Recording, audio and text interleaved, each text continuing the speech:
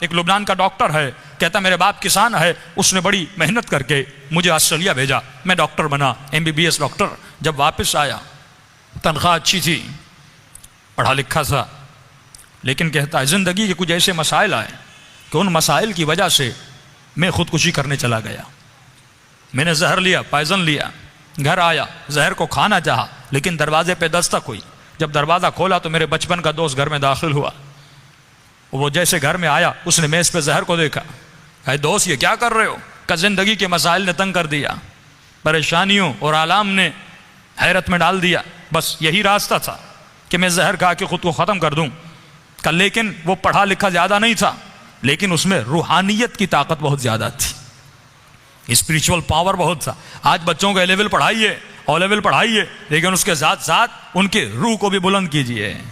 آج ساری توجہ اس پر ہے کہ بچوں کو انجینئر بنانا ہے، ڈاکٹر بنانا ہے۔ ہاں بنائیے، اہل بیت منع نہیں کرتے۔ فرمایا ربنا آتنا فی الدنیا حسنہ وفی الآخرۃ حسنہ، جتنا اس کی اسکولنگ کا خیال کرتے ہو اتنا ہی اس کی آخرت کا خیال کرو، کہ یہ قدر ہے، یہ احساس ہے کہ بھائی میرا بچہ مہنگے اسکول میں پڑھ رہا ہے، مہینے کی فیس 20,000 دے رہا ہوں، 10,000 دے رہا ہوں، تو مال دنیا کی خاطر یہ ماں اٹھنا نہیں چاہتی، یہ باپ اٹھنا نہیں چاہتا، لیکن صبح کو اپنے بچے کو ٹائم پہ اٹھاتا ہے۔ یعنی اس کی دنیا کی تو فکر ہے، لیکن یہی بچہ آخرت میں نماز نہ پڑھنے کی وجہ سے جب جہنم میں جائے گا اس کا پورا بدن جہنم کی آگ میں جلے گا۔ کہ قبر کی پہلی رات مولا فرماتے ہیں اتنا فشار قبر ہوتا ہے کہ ہڈیوں سے ماں کا دودھ نکلنے لگتا ہے، لیکن اس بچے کو نماز کے لیے نہیں اٹھانا، اس بچی کو اسکول تو بھیجنا ہے، ڈاکٹر تو بنانا ہے، انجینئر تو بنانا ہے، لیکن مولا فرماتے ہیں وہ علی کا شیعہ نہیں جس کے وجود میں غیرت الہی نہیں۔ بچیوں کا حجاب کا خیال رکھا کرو، ان کی عفت کا خیال رکھا کرو۔ کہ مجلس حسین میں آ کر اس بات پر رویا جاتا ہے کہ بی بی زینب کی چادر کو لوٹا گیا، لیکن اپنی بچیوں کے حجاب کا خیال نہ رکھیں،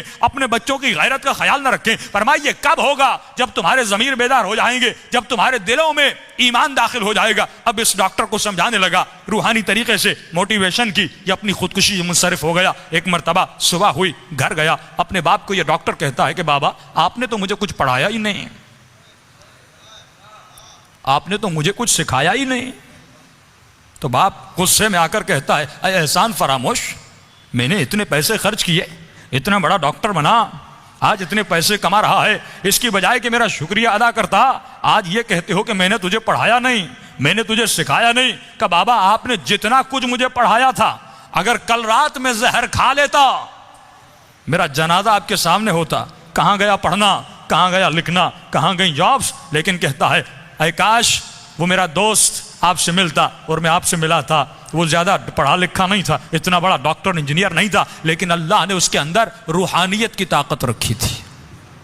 کتنے مصائب و آلام آئے اہل بیت پہ، اہل بیت نے کبھی خودکشیاں نہیں کی، وہ کبھی ڈپریشن میں نہیں گئے، وہ کبھی پریشانیوں میں نہیں گئے۔ ہم کیوں پریشان ہو جاتے ہیں؟ کیونکہ ہماری روحانی طاقت بہت کم ہے، ہمارا اسپریچول پاور بہت کم ہے۔ میں کہوں گا مولا یہ طاقت کیسے بڑھے گی، یہ پاور کیسے بڑھے گا، یہ روحانیت کیسے بڑھے گی؟ تو یہی آیت الا بذکر اللہ تطمئن القلوب، فرمایا ہمیشہ اپنی زبانوں کو ذکر پروردگار عالم میں مشغول رکھا کرو۔